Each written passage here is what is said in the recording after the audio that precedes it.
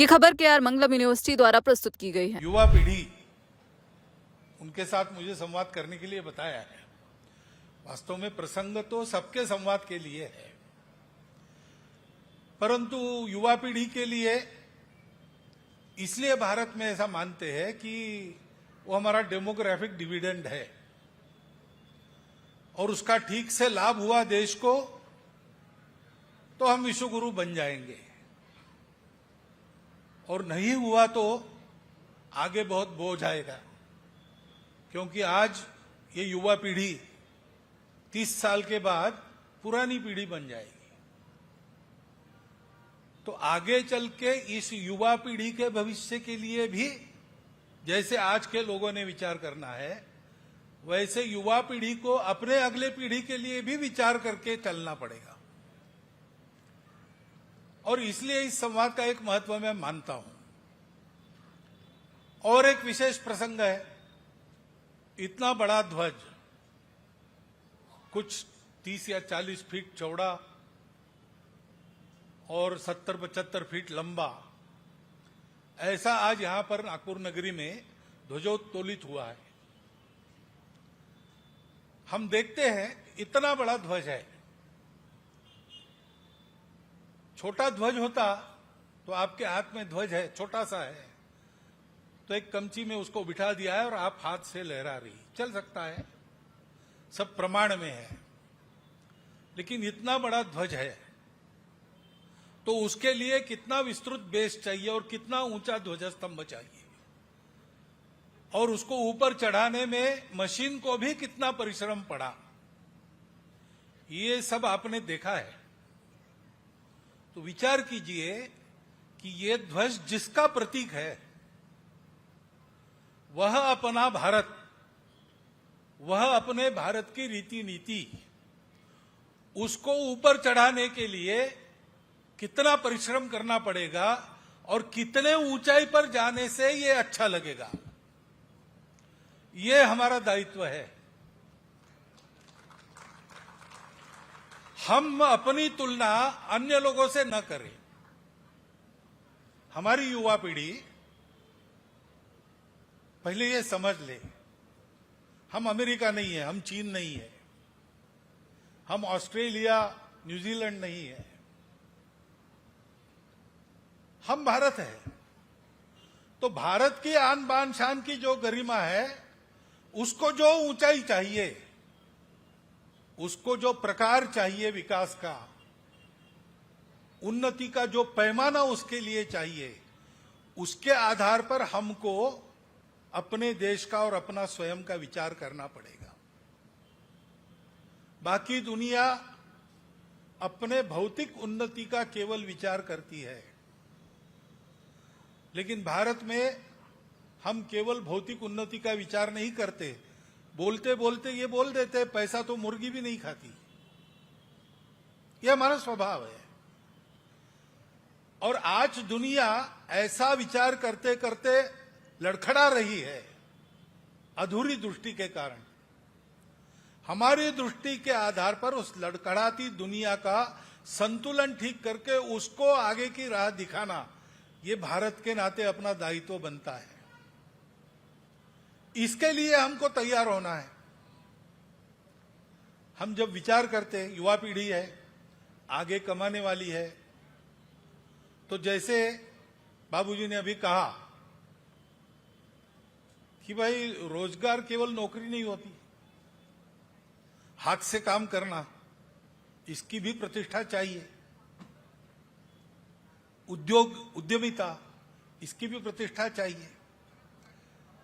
उसमें खतरे हैं तो उस खतरों को मोल लेकर उसको यशस्वी करने की हिम्मत भी चाहिए। हम सब लोगों को, विशेषकर युवा पीढ़ी को, इसका ध्यान रखना पड़ेगा। ये हमारी दृष्टि है।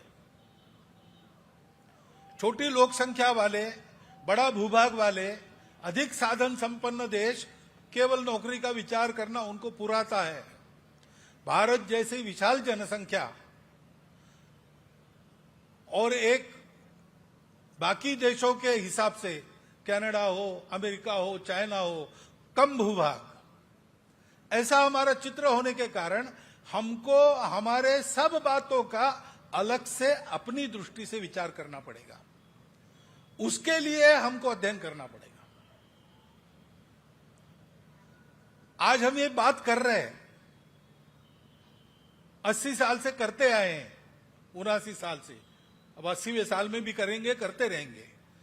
देश के विकास का, युवा पीढ़ी के भविष्य का विचार नित्य चलना ही चाहिए। लेकिन ये विचार हम क्यों कर सक रहे हैं? क्योंकि किसी ने अपने भौतिक सुख का त्याग किया, किसी ने अपने प्राणों की बलि चढ़ाई, 2 पीढ़ियां 3 पीढ़ियां परिश्रम चला।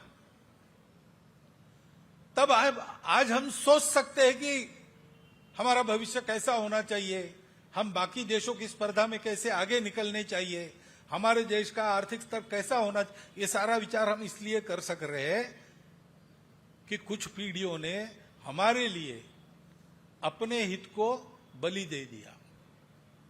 उन्होंने ये विचार नहीं किया कि मुझे क्या मिलेगा, उन्होंने ये विचार किया कि ये सही काम है, सत्य काम है, उसको करना है। कुछ मिले ना मिले, जान चली जाए तो भी चलेगा, परंतु ये करना ही करना है। ऐसे विचार करने वाले अधिकतर लोग युवा होते हैं, क्योंकि रिटायर्ड आदमी रास्ता क्रॉस भी करना है तो पैर रखने के पहले रास्ते पर बाएं देखेगा, फिर दाहिने देखेगा, फिर थोड़ा विचार करेगा और फिर रास्ता क्रॉस करना कैंसिल कर देगा। क्योंकि दुनिया में बहुत थपेड़े खाए हैं, इसलिए हिम्मत करने की हिम्मत नहीं रहती। युवाओं में ये हिम्मत रहती है। युवाओं ने दुनिया नहीं देखी है, अभी दुनिया के जीवन के उतार चढ़ाव के थपेड़े नहीं खाए हैं, अनुभव की कमी है। एक तरफ ये कमी है, लेकिन दूसरे तरफ इसी के कारण उनको अपने आप को झोंक देने की हिम्मत मिली है। वो कूद पड़ते हैं, अंधेरे में भी कूद पड़ते हैं। उनकी आशा मुरझाई नहीं होती, उनकी आशा तो आसमान और सागर से भी व्यापक होती है, और इसलिए इस प्रकार का साहस वो कर सकते हैं। अपने में इस साहस को आप बनाए रखिए। अपने व्यक्तिगत या पारिवारिक भविष्य की चिंता में इस बात को आप कम मत कीजिए। आगे अपने काम में, अपने परिवार के काम में, अपने देश के लिए भी यही आपका साहस, हिम्मत, और बाकी दुनिया जिसको अविचार कहती है वह साहस काम में आएगा। उस साहस के साथ हमको इस भविष्य को सामने जाना है, उसका सामना करना है। हम अपना भाग्य बनाएंगे, अपने देश का भाग्य बनाएंगे। हमको ध्यान रखना है, अकेले का भाग्य नहीं बनता, एक परिवार का भी भाग्य नहीं बनता। विश्व में सुरक्षा और प्रतिष्ठा चाहिए तो अपना देश, अपना समाज जब तक सुरक्षित, प्रतिष्ठित नहीं, हमको वो मिलेगा नहीं।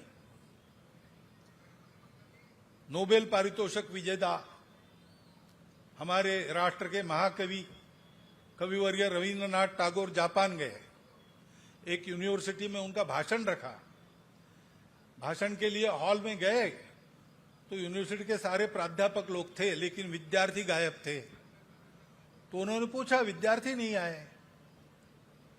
तो लोगों ने उत्तर देना टाल दिया। बहुत खोद खोद के पूछा तो कॉलेज के प्रिंसिपल ने बताया कि क्षमा कीजिए, हमने उनको कहा तो उन्होंने हमको कहा कि हम जानते हैं आने वाले बहुत चिंतनशील व्यक्ति है, पवित्र व्यक्ति है, असीमित क्षमता के तत्वज्ञ और कविवर्य है, परंतु हम उनका भाषण नहीं सुनना चाहते, क्योंकि इतने बड़े वो अगर है तो उनका देश अंग्रेजों का गुलाम क्यों है। कविवर्य रविंद्रनाथ टैगोर के प्रतिभा की, चारित्र की प्रतिष्ठा तब है जब भारत स्वतंत्र है। हम तब वैभव संपन्न है जब भारत वैभव संपन्न है। और इसलिए हमको जो विश्लेषण बताया गया अपने राष्ट्रध्वज के रंग का, वो याद रखना पड़ेगा। पहले है त्याग, कर्मशीलता, ज्ञान और शौर्य। बाद में है शांति, अहिंसा, निर्मल चित्त। तब समृद्धि हासिल होती है, तब फिर पर्यावरण को ठीक रखते हुए विकास कर सकते हैं।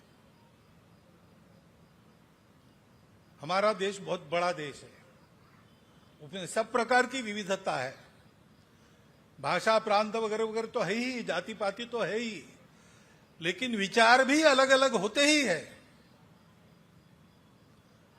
लेकिन अपने ध्वज पर जो धर्म चक्र है, धम्म चक्र, उसकी रचना आप ध्यान में लीजिए। उसके आरे भी अलग अलग दिशाओं में निर्देश करते हैं, बहुत तीक्ष्ण है। खुले रहेंगे तो किसी की उंगली काट देंगे। शस्त्र के नाते जिस चक्र का उपयोग होता है वो खुले ही आरे रहते हैं, घूमते घूमते वो काट देता है शरीरों को। लेकिन ये जो आरे हैं उनको ये भान है कि वो एक ही मूल से निकले हैं, जाते अलग अलग दिशाओं में अपनी तीव्रता के साथ जाते हैं, लेकिन एक ही केंद्र से निकले हैं और अपने करने से हानि नहीं होनी चाहिए। देश के कानून संविधान की हानि नहीं होनी चाहिए, हमारे प्राचीन और पवित्र संस्कृति की हानि नहीं होनी चाहिए।